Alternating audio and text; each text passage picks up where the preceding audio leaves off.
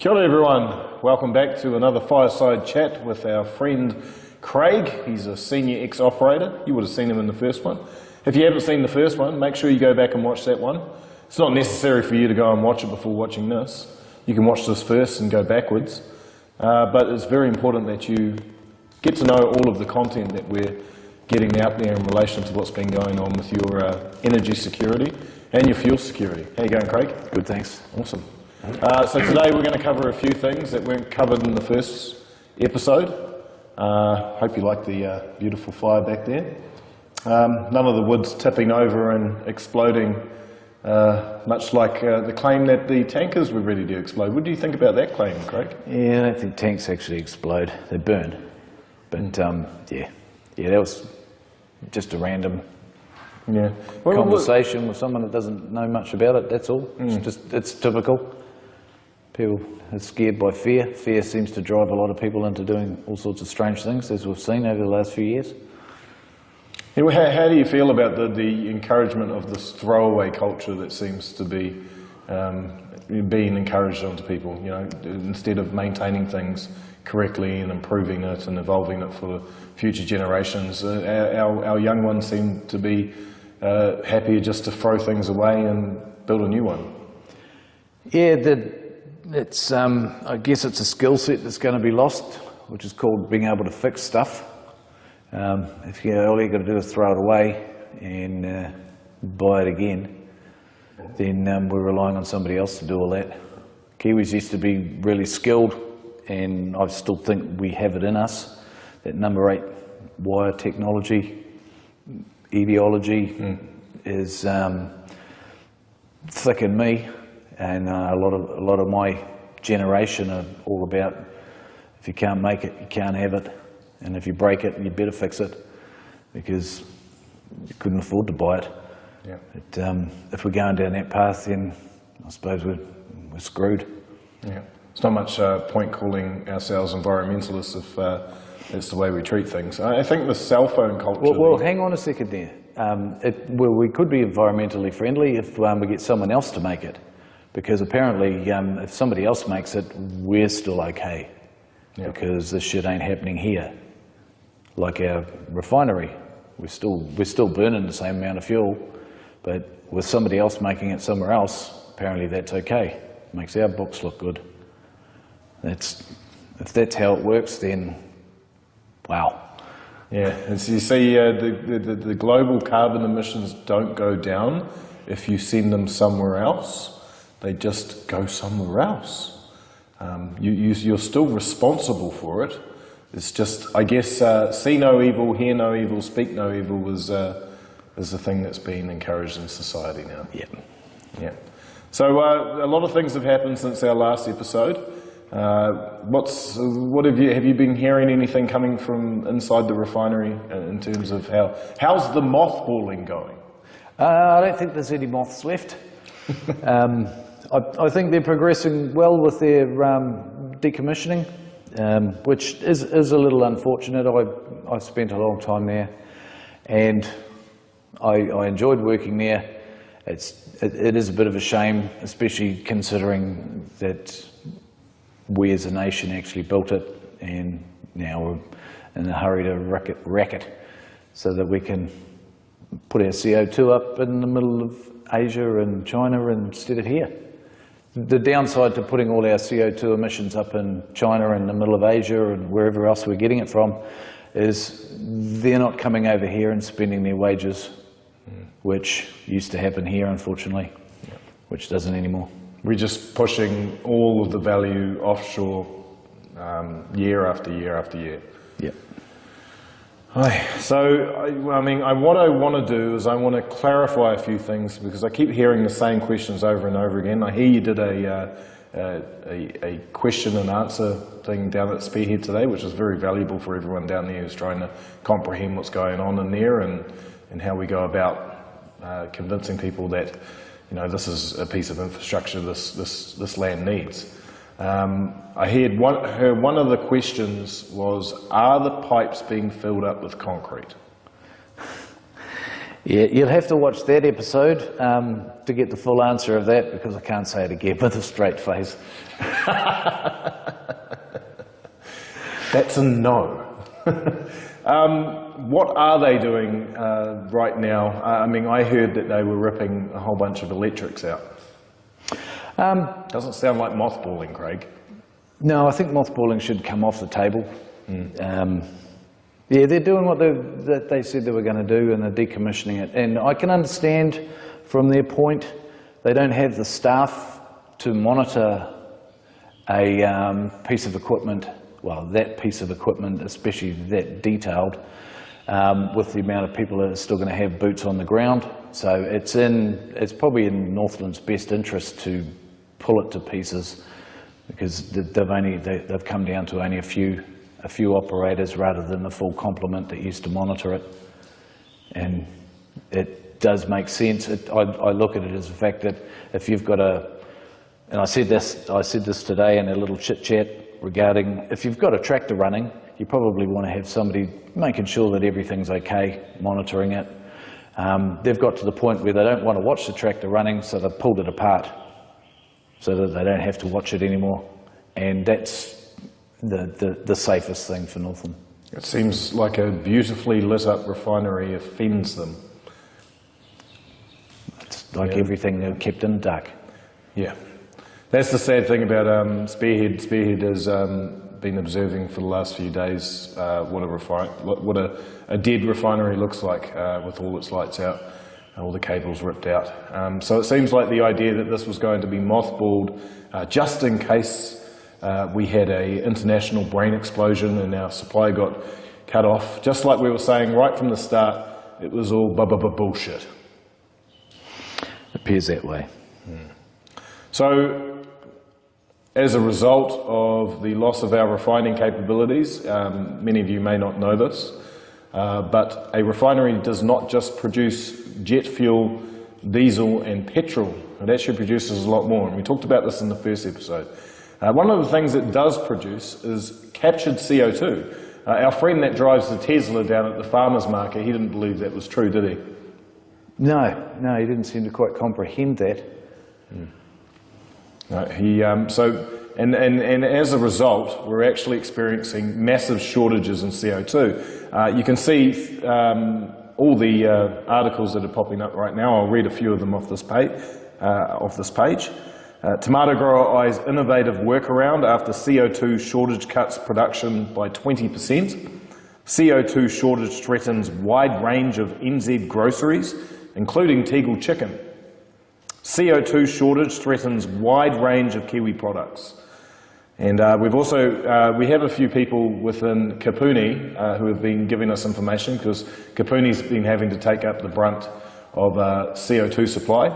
It turns out that Marsden Point was actually responsible for around about 60% of the CO2 supply in this country. We can't get an absolute number on that, but Kapuni doesn't even supply up to 50%, so we're putting that number around there. If anyone can fact check that, it will be very grateful. And this is a letter from, I'm not going to name who it's from.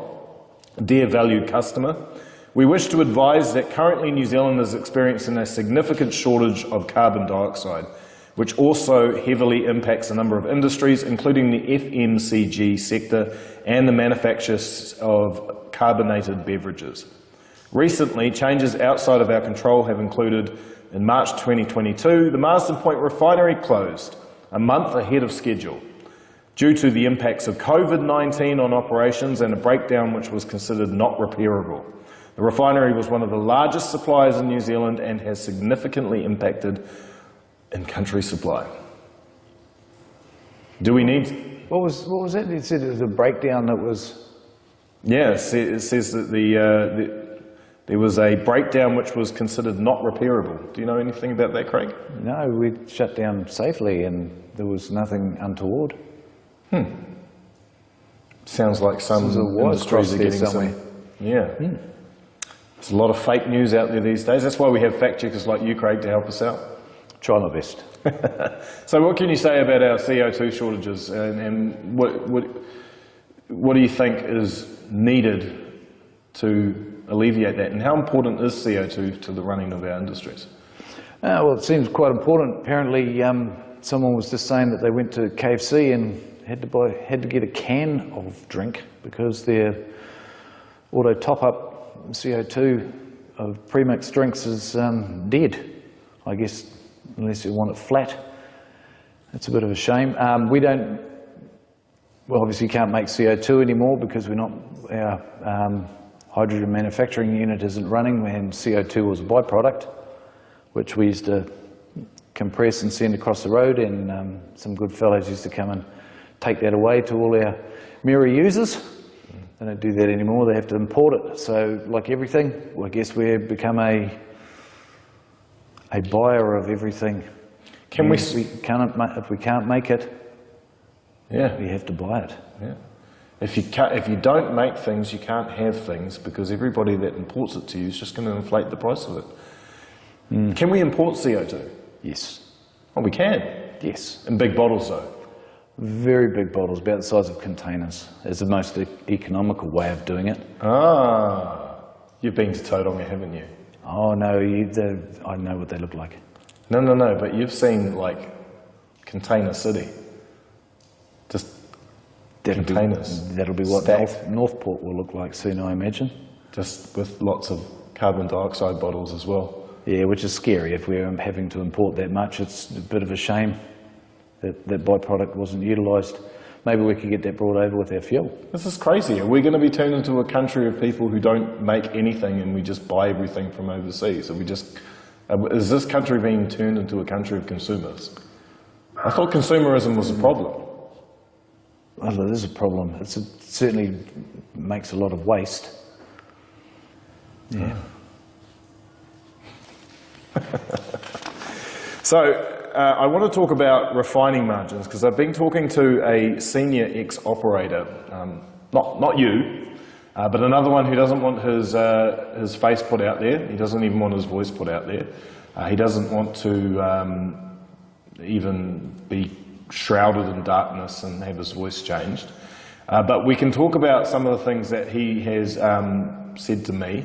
And he talked a lot about refinery margins. Now, I found this rather interesting. I found the concept of refinery margins interesting, because what he told me is that in order for a refinery to break even in terms of its cost, it needs to add $1.50 to $2 per barrel in order for it to break even and sell its barrels of refined fuel. What are the refinery margins right now? Our refining margins at the moment are zero, because we don't have one. What are they international? They've got to be through the roof. They've got to be awesome. So this man believes that the refining margins right now are at $60 a barrel. That wouldn't surprise me in the slightest. I would not be surprised if they're well over $30, and $30 would be outstanding. That would be the best I've ever seen. And I imagine that they're going to stay like that for probably 5 years. 5 years? Yep. How many barrels of crude, when we were refining fuel, how many barrels of crude would run through that refinery each year? Well, before we downsized in the simplification, we dropped to 90,000 tonnes a day. Mm-hmm. And from memory, a barrel, I think there's 7 barrels in a tonne. Mm-hmm. So that's 7 9s, 560,000 barrels a day through one unit. And so each barrel, you guys do the maths at home, you guys got calculators. Yeah. $58 of profit. How long do you think it would have taken Refining NZ, now Channel Infrastructure, to start making money or making back on their losses through COVID? Probably last month they would have been making money over COVID. It wouldn't take long. It wouldn't take long at those feed rates. So it appears like this shutdown, not mothballing, this shutdown has very little to do with making money or not being able to make money. I can't really comment on that. The decision was made a while ago to turn this into a terminal without looking forward to see what this was ever going to be, what it is now. Massive worldwide refinery shortage. Yeah, that's outside of my realm as far as that goes, but wow, they would be making a lot of money now. Let's talk about refinery shortages. This is a boutique refinery, isn't it? It's just a little baby. It's only a toy. But it did. But the we job. only have 5 million people here. What's the population of Sydney? Damn near the same as New Zealand. Yeah. But it did the job for us, and it gave us fuel security. Did about 70% of the job for us, which is more than enough, especially in a crunch. Yeah. But I mean, that's taken into account that management for the last 10 years has not wanted to improve this, not wanted to turn this into something that generates fuel. I think it's morphed into what it is now. Do you think it could have ever been able to produce enough to export? No, not in its current, well, only unless we drop our population, then we could export. What about if we only there were made more tank farms around the country and more pipelines? No, it's how much throughput we could get through that refinery. Okay.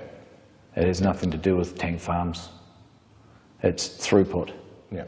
Yeah, and last figures were around about 70% of New Zealand's capacity was done from us, or done from the refinery. So there's still 30% that we weren't doing. But 70% was enough to give us some security. 70% would keep a country running very, very well. Yeah. All you've got to do is restrict. You just go back to Carless days and 70% would keep critical infrastructure running.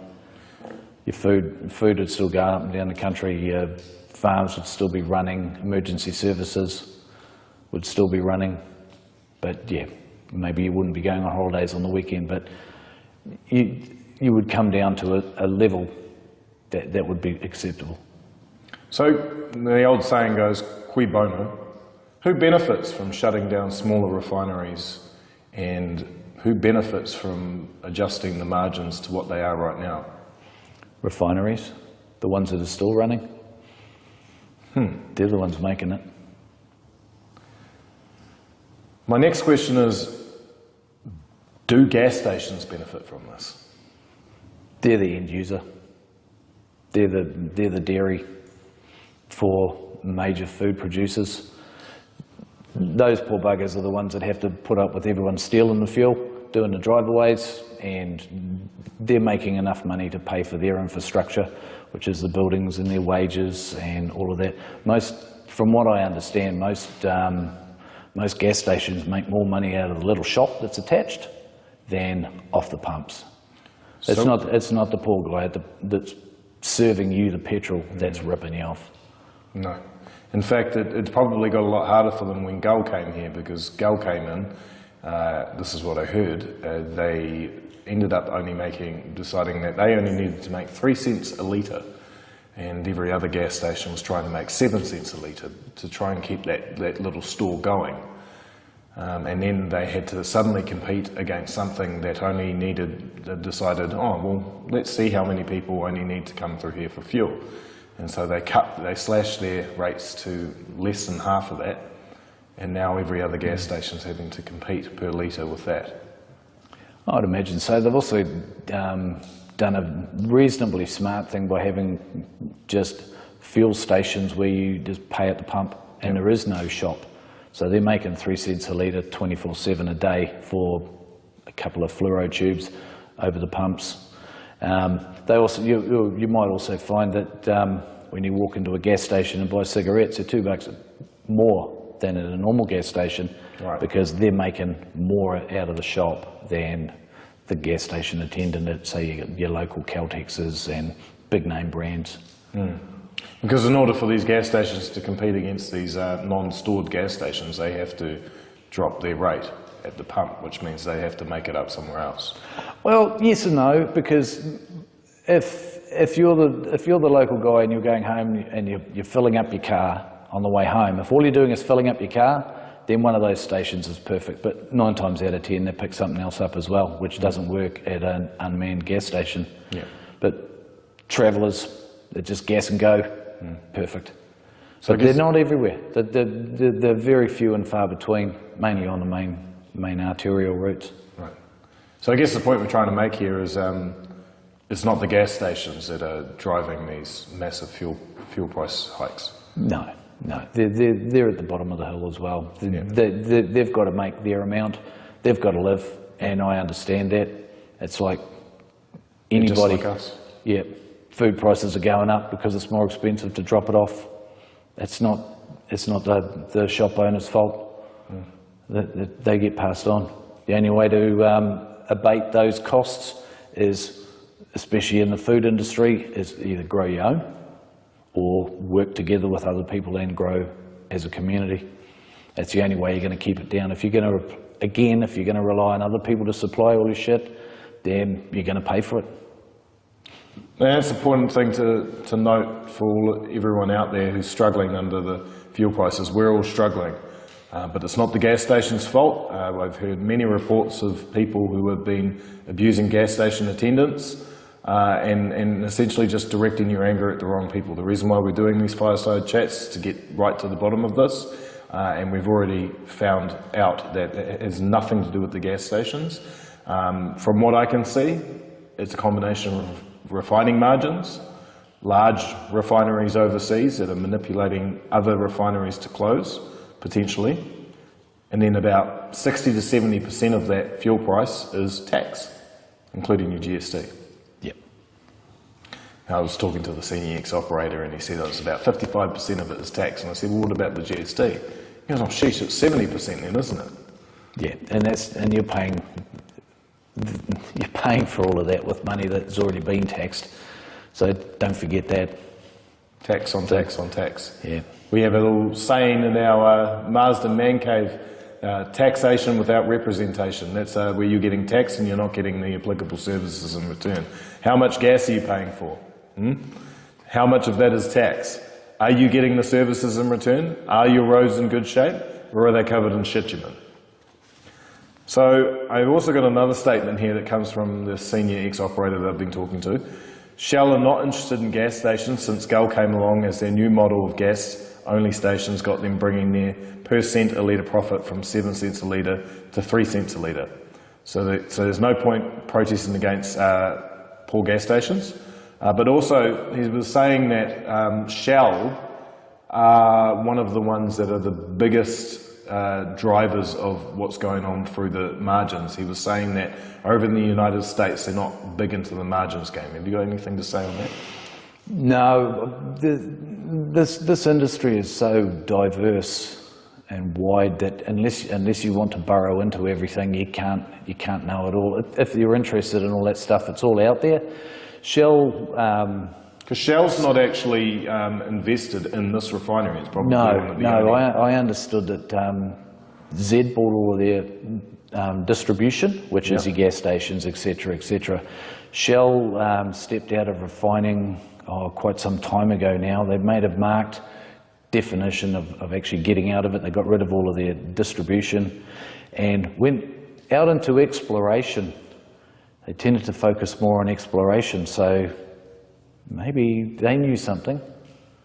Maybe they knew that there was going to be a shortage, and if people are shutting down refineries left, right and centre because they're not making a buck, rather than throwing the baby out with the bathwater, they've said, well, let's just go and make sure that we can find enough of this stuff and let someone else worry about the infrastructure. Yeah. So, and that's why we are where we are at the moment. Everyone's been flat out shutting down refineries, and it's come back and bit everyone in the arse.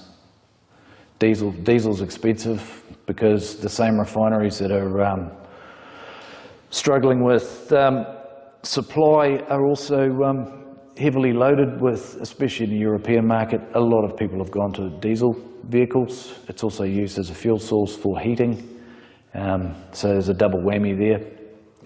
Petrol is slowly coming, well, I don't think it's not so much in vogue, it's just that everyone seems to be sniffing around diesels as the future fuel until we come up with something better. And if the energy doesn't go into making anything better, we're going to be stuck in this loop for a long time. Start thinking forward. I don't think it's electric, personally. I think that's a short-term, naive look at things, trendy. But yeah, everyone's into trends at the moment. Yeah, I don't have much faith in electrics. The battery life is not living up to what it's supposed to. You don't even have a spare tyre in them because you can't fit them in there. I have to interview 2 firefighters, that's coming later, that had to allow 2 people to burn to death in their cars because they couldn't put it out because there was too much danger of being electrocuted.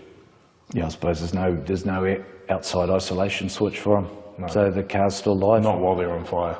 It's the same as hitting a power pole. They have to shut the power off first. Yeah, that's scary. Yeah, the environmental effect of building a electric car, especially with the amount of mining that goes on just to actually get enough stuff for them, and the massive scale that's involved. And what's even worse is actually replacing a perfectly good car. Yeah, that has still got more life left in it probably than you're going to get out of service life of an electric, and the waste of trying to get rid of that damn thing as well. Yeah, I think it's pretty short-sighted by everyone, but hey, each to their own. Yeah, I mean, and that's why one of the reasons why I advocate for the continued improvement of carbon engineering technology. If the carbon's going into the air when it was in the ground, and we need the carbon back to make hydrocarbons, why don't we just mine it out of the air? Why don't we just turn it into a closed-loop circuit? Why are we putting so much money, so much investment into something that is, 1, not looking like it's going to work, 2, looking like that it's going to be incredibly dangerous? Have you ever thrown lithium into a bucket of water to see what happens? Is that potentially why a lot of these cars are catching on fire, is water getting into the battery banks? Maybe they're getting damaged, and yeah, that'll let them in. But yeah, even the carbon capture in the air, you're going to have to move a fair bit of air to get this, and you better start polluting a lot more. You can't pull all the carbon out, we're going to run out of it. What are the trees going to have? That's right. That's you know, there's so much more to it. We've got to start thinking full circle rather than just that'll work. Yeah. And to hell with the consequences, which is why we're digging big holes and putting batteries out on the road. No, and I think the first start of figuring out what is going to be the holistic solution is having conversations like these, instead of turning ourselves into a cult member and going, la la la la la, I can't hear you, oil's evil. Yeah, all running in the same direction and then running back again. Yeah, yeah. So coming back to the refinery, so we're starting to sort of see a picture of criminal extortion. One coming from refineries in terms of the margins, and where the margins are just so far out the gate, and then you've got 70% of your fuel being taxed, and so you know, when are we going to catch a break from this type of behaviour? Oh, I don't know. It just doesn't seem to want to stop, does it? I suppose if we all just stop using it, see what happens. Yeah, stop paying rates, stop paying fines, stop paying taxes. Speaking of criminal, I'm going to ask this. I'm not sure if you're going to be able to answer it, but it is something that I heard from this ex-senior operator, and I feel like I really do need to say it because he really didn't want to talk about it, and I can understand why. So he talked about insider trading that went on in the refinery back in '87. Now, I don't know if were you at the refinery back in '87? No, I wasn't.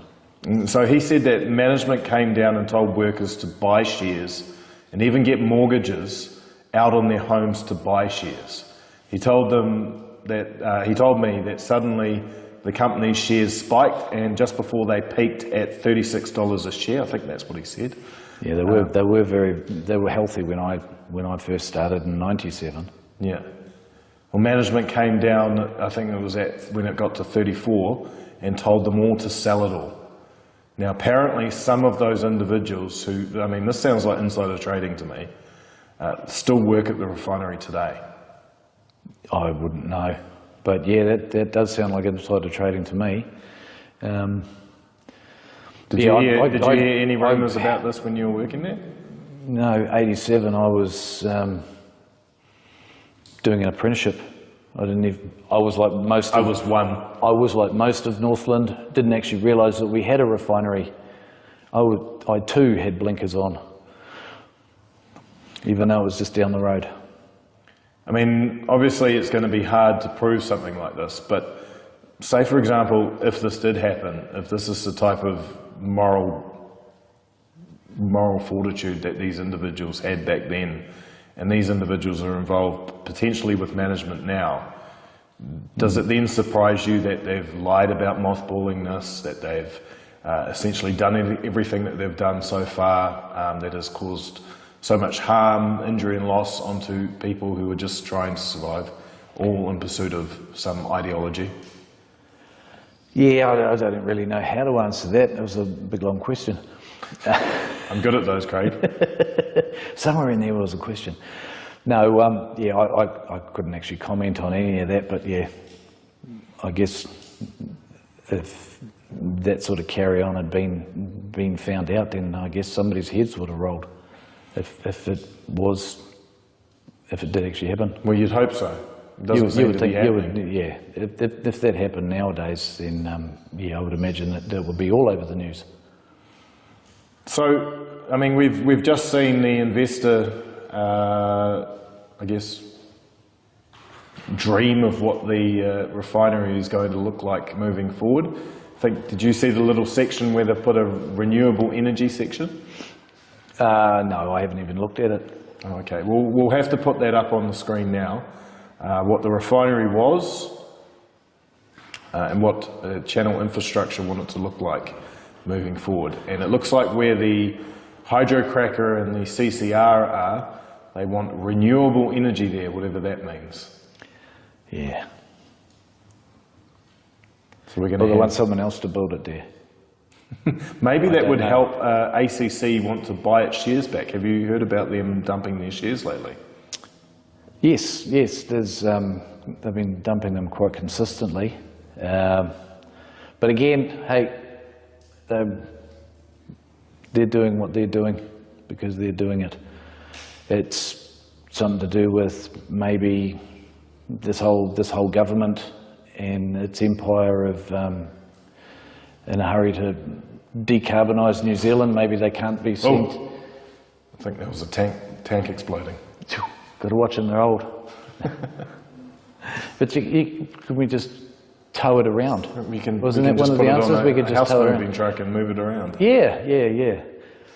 But yeah, as far as ACC goes, I guess ethically, I don't know. I'm only speculating here, but if part of this new world order is to not invest in carbon industry, I guess they're doing what's right by them by not investing in carbon industry.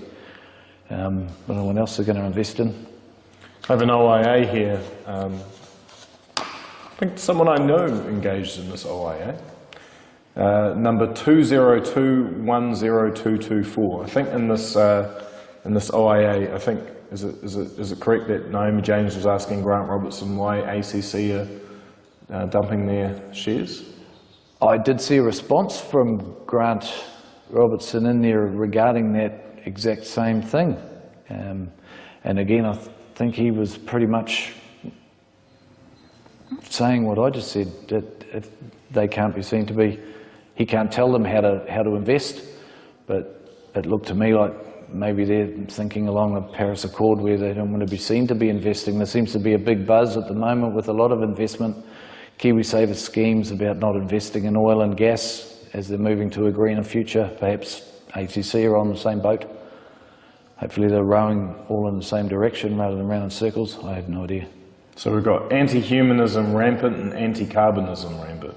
Yeah, unfortunately we're made of carbon, so being carbon life forms, so hopefully they're not anti-humans by decarbonising. If we got rid of half of us, that would be part of the problem out of the way. Roads would be less congested. I don't know, is that what's happening? I think people was part of the Bill Gates equation. Is it? Yeah, I've looked at the rabbit hole, but I haven't climbed in. No, I tried to just dip my head in. I don't know how deep that goes, and I don't know whether I'd find my way back out, which could be scary for everybody. So this is an interesting developing story. Yeah. That seems to be a combination of greed, ideology, demonisation of carbon, all wrapped up into one little cult that seems to have found itself in management, government, and the heads of large multinational corporations are rubbing their hands together at the idea of lots and lots of money for something that should be in abundance and shouldn't be that expensive. Yeah. Yeah, we need to utilise what we've got, not make new stuff. We're just buying into that same process of throwing out the old car and buying a new one when there's all of the energy that's gone into the new one old one hasn't been utilised yet. Yeah, I think wind farms are on the same boat as that. Spend a whole lot of money and get bugger all return. But they look scary. And big ass props. Yeah, birds don't like them. No, I don't like them either. I wouldn't want one near me. Everyone's seen the videos of them taking off. Yeah. I've never seen one fly properly. They'll wipe out the last of our birds, no problem. We'll throw one last curveball before we leave, and this curveball's aimed at you, Extinction Rebellion. Have you seen the resource consent that Refining NZ got in terms of its shutdown? No, I haven't seen the resource consent. If you have seen the resource consent, you'll notice that Refining NZ, of which it hasn't been changed to Channel Infrastructure yet, has been given a 35-year grace to clean up their crap, which means they don't have to clean anything up for 35 years. I say in 35 years we won't even be a terminal. I think technology's moving that fast that we're going to be way past all of this. We're going to look back at this conversation, and honestly I would say that within the next 10 years, and probably laugh and go, what the hell? We're trying to live in the now, Craig. Yeah. I don't think technology is actually going to get that far in 10 years. I think, the rest of the world would have killed themselves with all their idiocy, and technology expansion will stagnate. Yeah. Go back to wearing grass leaves around where our privates are, and singing Kumbaya and hitting a drum. Again, like I just said, if technology, if we move ahead exactly like that with the grass skirts and all of that carry on, we'll look back and go, what the hell? We don't need diesel anyway, because we've got grass skirts. Oh no! Someone will reinvent it. Once we're over the genocide that comes from He Puapua and Three Waters, we'll start wondering, how did we get around again? Can we get around faster? We could go back. Come full circle. Well, if that's the case, by then we could probably go back to the same holes and find oil back in them again, as it seems to be miraculously turning up in the same old holes. So maybe they're just low points. The merry-go-round of stupid humans. Maybe one day we'll get smarter. Hopefully. Thank you, Craig. Cheers, Brad. Awesome.